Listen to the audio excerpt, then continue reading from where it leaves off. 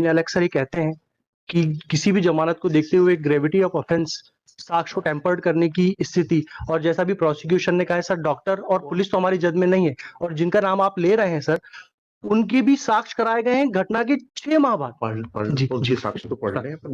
Honourable lordship, कृपया कर इस रिपोर्ट पर आप दृष्टिपात करेंगे जी। तो दिनांक 9। आप कहाँ से बता रहे हैं? सर मैं छिंदवाड़ा से हूँ, मेरा नाम पीयूष शर्मा है सर। जी जी जी। ऑनरेबल लॉर्डशिप, ये दूसरी जमानत का आवेदन है।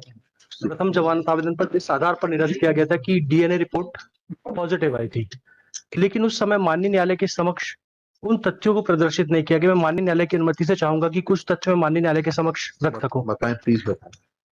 मैं माननीय न्यायालय का ध्यान विनम्रता पूर्वक आकृष्ट कराना चाहूंगा। लॉर्डशिप, अगर देखेंगे इस प्रकरण की सबसे ज्यादा मैं इसको विवादास्पद रिपोर्ट मानता हूं वो है शव परीक्षण रिपोर्ट। ऑनरेबल लॉर्डशिप, कृपया कर इस रिपोर्ट पर आप दृष्टिपात करेंगे जी। तो दिनांक 9। आप कहाँ से बता रहे हैं? सर मैं छिंदवाड़ा से हूँ, मेरा नाम पीयूष शर्मा है सर। जी जी जी।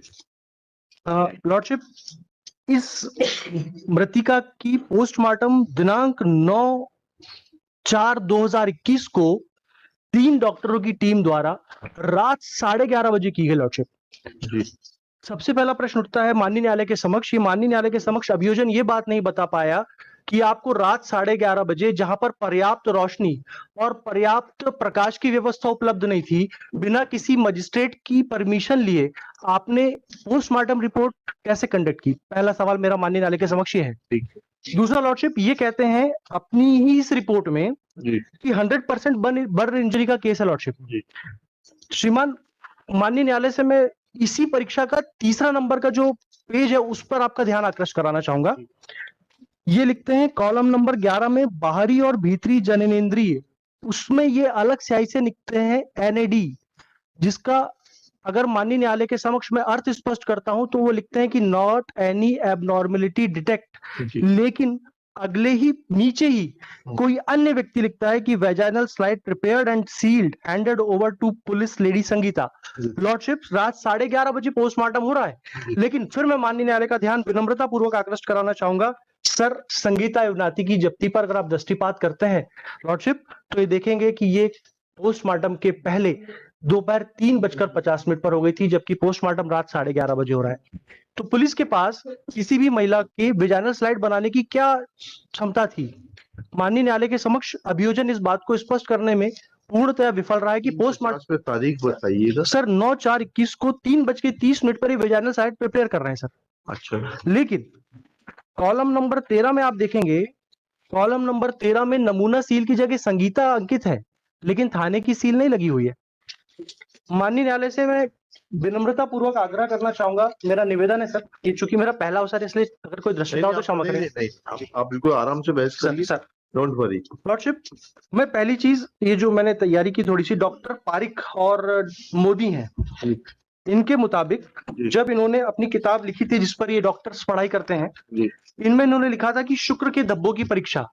लॉर्डशिप, ये बताते हैं कि स्पर्मेटोजोआ, जिसको शुक्राणु कहते हैं, इसकी उपस्थिति जानना कोई सरल कार्य नहीं है। इसके विरोधी तत्व जैसे कपड़ों का प्रकार, पुरानापन और प्रयोगशाला में पहुंचने तक वे धब्बे किन परिस्थितियों से गुजरे हैं, इस चीज को माननीय न्यायालय के समक्ष बताना बहुत आवश्यक होगा। लॉर्डशिप, पहली चीज ये उठती है कि आप 9/4/21 को मृतिका की पोस्टमार्टम रिपोर्ट कंडक्ट करने से पहले बिना सील बंद लिफाफा तैयार करे वेजाइनल स्लाइड प्रिपेयर करते हैं। इस चीज का मेरी बात से रिलेवेंसी इस बात पर है, माननीय न्यायालय से मेरा विनम्रता पूर्वक आग्रह है सर, कि जो महिला 100% जल चुकी हो, आप उसके योनि मार्ग से शुक्राणु कैसे प्राप्त कर पाएंगे, जबकि जो स्पर्म होते हैं वो मतलब दाह के प्रति बहुत ज्यादा सेंसिटिव होते हैं, और जब कोई महिला 100% ही जल चुकी हो तो ऐसी दशा में प्रथम दृष्टया ये भ्रम और प्रथम दृष्टया संदेह उत्पन्न होता है कि जलने के बाद किसी भी महिला की वेजाइनल स्लाइड प्रिपेयर नहीं की जा सकती। ऑनरेबल लॉर्डशिप से मेरा दूसरा बहुत बड़ा निवेदन है सर, अभी मैं एक लेटेस्ट एक जजमेंट था जिसमें शरद बिरथी चंद का हवाला हुआ था, और एक हवाला आया था सर 1984 का 4 सुप्रीम कोर्ट ऑनरेबल माननीय उच्चतम न्यायालय का, पेज नंबर 116 है।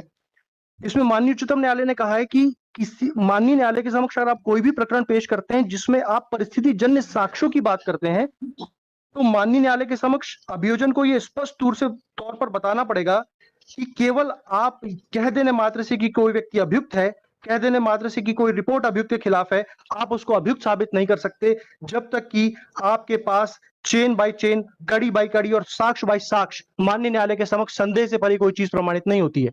लॉर्डशिप, ठीक इसी तरह की प्रकृति का मामला था Hemant versus state of Madhya Pradesh, और माननीय उच्चतम न्यायालय ने अभी रवि कुमार राहुल वाला एक केस था। जी सर, ये कॉपी वर्सेस स्टेट सर ये वाली कॉपी सर को दीजिए। मैं माननीय न्यायालय से निवेदन करना चाहूंगा कि इस प्रकरण में माननीय उच्चतम न्यायालय ने ये कहा है, और मैं माननीय न्यायालय का इस जजमेंट की ओर ध्यान आकर्षित कराना चाहूंगा। सर, पूरे हिंदुस्तान के अंदर इस जजमेंट की बड़ी जोरों से चर्चा है, जिस मामले में माननीय उच्चतम न्यायालय ने, बताइए प्लीज सर, इसमें माननीय उच्चतम न्यायालय ने डीएनए प्रोफाइलिंग को पेज नंबर 138 से डिस्कस करना शुरू किया था, और उसमें 38 हाँ सर, मतलब वो शायद कंडी का क्रमांक 138 से सर। हाँ जी उसमें उन्होंने डीएनए प्रोफाइलिंग पद्धति के बारे में बताया सर। जी।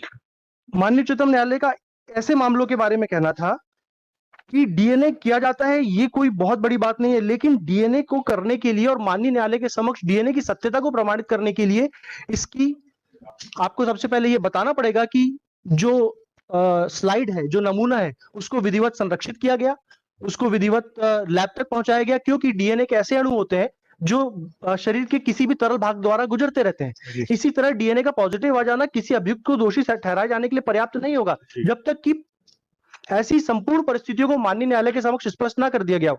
लॉर्डशिप, इस पूरे प्रकरण में जो मैंने माननीय न्यायालय के समक्ष अभी प्रकरण प्रस्तुत किया है, उसमें भी 5 माह के विलंब के बाद ये जो सैंपल था पहुंचाया गया। लॉर्डशिप, इस प्रकरण में ना तो कोई सीलबंद लिफाफा है, और आफ्टर मतलब 4 माह के बाद सर ये इसकी डीएनए सैंपलिंग कराते हैं। ये इसकी रिपोर्ट आती है सर 20/9/2021 को। लॉर्डशिप, 20/9/2021 की आप रिपोर्ट देखेंगे, और 9/4 को महिला का पोस्टमार्टम रात 11:30 बजे हो रहा है। साहब, 3 महीने तक ये कहां इस स्लाइड को रखे रहे बिना सीलबंद नमूने को जी थाने में रखा रहा। जी। थाने में जब आप रखे रहते हो तो नमूने से छेड़छाड़ करने की आशंका से इनकार नहीं किया जा सकता। और लॉर्डशिप, इस प्रकरण की सबसे बड़ी चीज ये आती है कि जब ये वेजाइनल स्लाइड और स्वैब बताते हैं, जबकि मैंने माननीय न्यायालय को पूर्व में निवेदन कर बताया था कि इन्होंने केवल सर स्लाइड प्रिपेयर की थी, स्वैब नहीं बनाया था सर। तो सर ये स्वैब इनको कहां से प्राप्त हो गया अतिरिक्त? इसका मतलब ये है कि अभियुक्त को झूठा बचाने के आशय से इन्होंने पूरी कथा रची है। लॉर्डशिप, इसके बाद जब ये जांच होती है, फिर ये स्लाइड वापस आता है। लॉर्डशिप, ये इसका ब्लड निकालते हैं। ब्लड इन्होंने निकाला, किस अवस्था में निकाला, कितनी मात्रा में निकाला, किस तो उसका तो मेमो होता है, बनता है सर। लेकिन मेरा माननीय न्यायालय से निवेदन है कि सर आपने तो ब्लड निकाल लिया, लेकिन इसके पहले तक हमको फंसाने की संपूर्ण कार्यवाही अभियोजन के द्वारा सुनिश्चित कर ली गई। आईओ एग्जामिन हो गया आपने? सर, आईओ से पूछा ये सब चीजें? सर अभी तो मैं माननीय न्यायालय के समक्ष डिले के लिए आया था कि हमारा ट्रायल नहीं हो पा बेल देने आए, बिल्कुल ठीक है जी, लेकिन ये सारे सवाल तो आप आईओ से पूछेंगे ना। मैं माननीय न्यायालय के समक्ष सैंपल प्रॉपर्ली सील नहीं किया गया, डॉक्टर आएगा, डॉक्टर से पूछेंगे, ठीक है ना। और सर आप उससे पूछेंगे, डॉक्टर से पूछेंगे कि 100% बर्न केस में जो है ये स्लाइड बनाई जा सकती है कि नहीं बनाई जा सकती, what will be the impact of the burn injuries on the efficacy of the sperms or the DNA material which has been recovered from the vagina of the victim।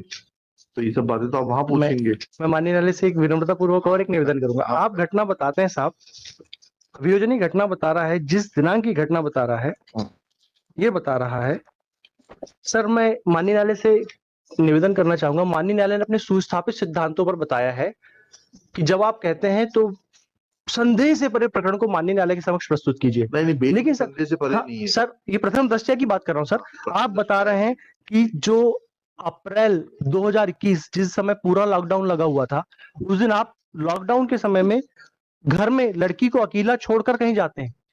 Lordship, जब लॉर्डशिप वहां पे सब जगह lockdown लगा हुआ है, ऐसी दशा में कोई किसी व्यक्ति को अकेला नहीं छोड़ेगा।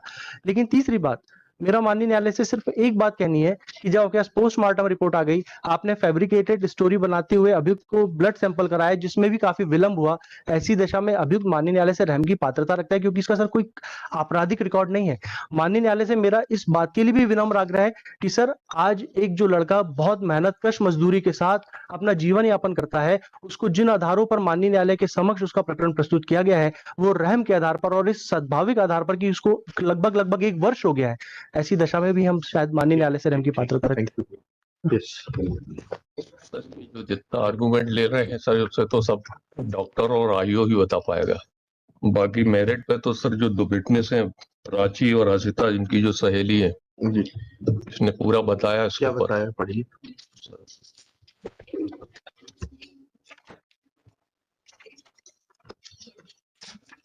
और जो ये डिसीज है sir, aged about 15 years of age. बंद कैसे हो गया था ये? आपने बंद किया था ये? अभी मैंने ऑन किया, बंद कैसे हो गया?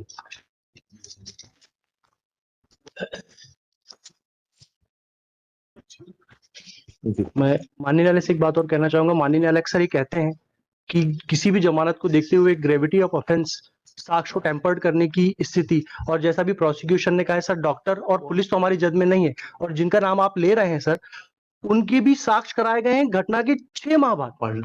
जी साक्ष्य तो पढ़ रहे हैं जी। जो रिलेवेंट पोर्शन है प्लीज पढ़ सर, कि राजा गुप्ता जनवरी 2020 में डांस का प्रोग्राम के पहले मुझे शिवानी आहाके एवं शिवानी की मां शिवानी की बुआ परिवार के लोगों को लेकर देवरानी दाई मेला में ऑटो से लेकर गया था। तभी से शिवानी एवं राजा गुप्ता का परिचय हो गया था। ऑटो राजा गुप्ता के पास है।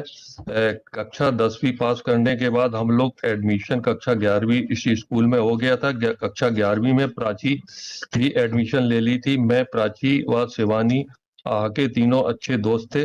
शिवानी कक्षा 11वीं में बताती थी कि राजा गुप्ता से उसका प्रेम संबंध हो गया है, राजा गुप्ता शादी करेगा। दिनांक 7/4/2021 को हम तीनों लोग रोजाना की तरह ज्ञानोदय स्कूल में कोचिंग में गए थे। तो शिवानी दुखी थी। मैंने पूछा कि क्यों दुखी हो, तो उसने बताया कि राजा गुप्ता ने मुझसे प्रेम संबंध है और उसने साथ में गलत काम भी किया है, लेकिन अब शादी से मना कर रहा है। दिनांक 8/4/2021 को फिर शिवानी 10 बजे रोजाना की तरह कोचिंग में आई थी और वह काफी दुखी थी। तब मैंने उससे पूछा कि क्यों दुखी हो, तो शिवानी बोली कि वह बर्बाद हो गई है और राजा गुप्ता शादी करने से मना कर रहा है। फिर करीब 12 बजे कोचिंग समाप्त होने पर शिवानी अपने घर चली गई। फिर शाम को 6 बजे कोचिंग वाले शरीफ सर ने मुझे फोन करके बताया कि शिवानी जलकर मर गई है। मैंने शिवानी और राजा गुप्ता के प्रेम संबंध की बात पहले भय के कारण किसी को नहीं बताई थी और पहले पुलिस वालों ने भी पूछताछ नहीं किए थे, और जब पुलिस वालों ने मुझसे पूछताछ की है तब मैंने शिवानी और राजा गुप्ता के प्रेम संबंध की बात बताई थी। इसी प्रकार सर प्राची का स्टेटमेंट है। लड़की तो माइनर है ना, 18 से 15 साल की है। That's what I'm saying. Consent और डीएनए रिपोर्ट लिखिएगा। Shri Piyush Sharma, learned counsel for the applicant Raja Gupta. This is second bail application on behalf of the applicant under section 439 CRPC. Case crime number 222 of 2021 is registered at police station Ravanwara, district Chhindwara, for offence under section 305, 376 within bracket 3, 376 within bracket 2, another bracket small j, 376 within bracket 2, another bracket small n of the Indian Penal Code, section 5(6) of POXO Act, section 31W2 and 325 of Scheduled Caste and Scheduled Tribes Prevention of Atrocities Act. Full stop. It is submitted that applicant is in custody since 29/10/2021. Next paragraph. Shri Piyush Sharma submits that the whole story of the prosecution is full of improbabilities. Full stop. He submits that postmortem was conducted at 11:30 p.m., which is not permissible without taking consent of the concerned magistrate. Full stop. It is further submitted that there is a mention of preparation of a vaginal slide in the postmortem report, but vaginal slide was seized at 3:30 p.m. was prepared at 3:30 p.m. as is evident from the memorandum prepared in support of preparation of such vaginal slide. Full stop. Shri Sharma further submits that the vaginal slide was kept in open for a long period of 5 months in as much as DNA report is dated 20/9/2021. Full stop. He alleges that this sample was lying with the concerned police station and was not forwarded to the concerned laboratory. Full stop. He further submits that when the deceased died of burn injuries which have been certified to be 100% by the concerned doctor, then with the concerned team of doctors which conducted postmortem, then there was no possibility of survival of DNA material in the sperm, which has been allegedly matched with the blood sample of the present applicant. Full stop. Shri Sharma also raises a doubt over the efficacy of sampling methodology and relying on the judgment of Supreme Court in Criminal Appeal number 611 of 2022, Rahul versus State of Delhi, Ministry of Home Affairs and other connected Criminal Appeal number 612-613 of 2022, Ravi Kumar versus State of NCT of Delhi with Criminal Appeal numbers 614-615 of 2022, Vinod alias Chotu versus the State Government of NCT of Delhi Home Affairs. It is submitted that complete sampling methodology has been discussed in para 31 of the said order.